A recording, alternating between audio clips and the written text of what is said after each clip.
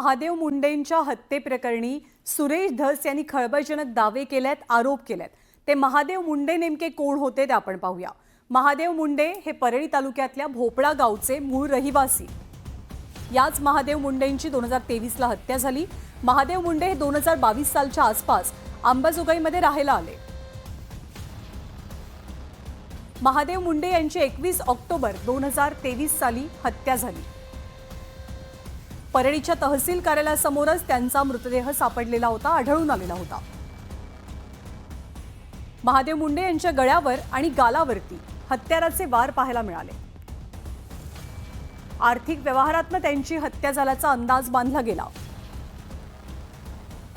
महादेव मुंडे यांच्या हत्या प्रकरणाचा तपास अजूनही सुरूच आहे। नमस्कार, मी ज्ञानदा कदम। या बुलेटिनमध्ये आपल्या सर्वांचं स्वागत।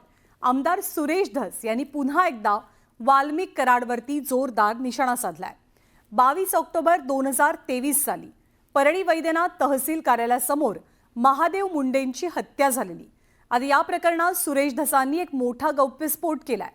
एकीकडे मस्ताजोगचे सरपंच संतोष देशमुख हत्या प्रकरण ताजं असताना आता सुरेश धसांनी महादेव मुंडे हत्या प्रकरण समोर आणलं। 22 ऑक्टोबर 2023 ला महादेव मुंडे यांची हत्या झाली। तत्कालीन पोलीस निरीक्षक सानप यांनी खऱ्या गुन्हेगारांना शोधूनही काढलं होतं, पण आका आणि आणखी एकानं खऱ्या आरोपींना पकडू नका असं सांगितल्याचा आरोप सुरेश धस यांनी केलाय। खऱ्या आरोपींच्या ऐवजी राजाभाऊ फड यांच्यासह 3 ते 4 जणांना अडकवल्याचा दावाही सुरेश धस करतात। तर खरे आरोपी 2023 सालापासून आकाच्या मुलासोबत फिरतायत असा गंभीर आरोपही सुरेश धस यांनी केलाय।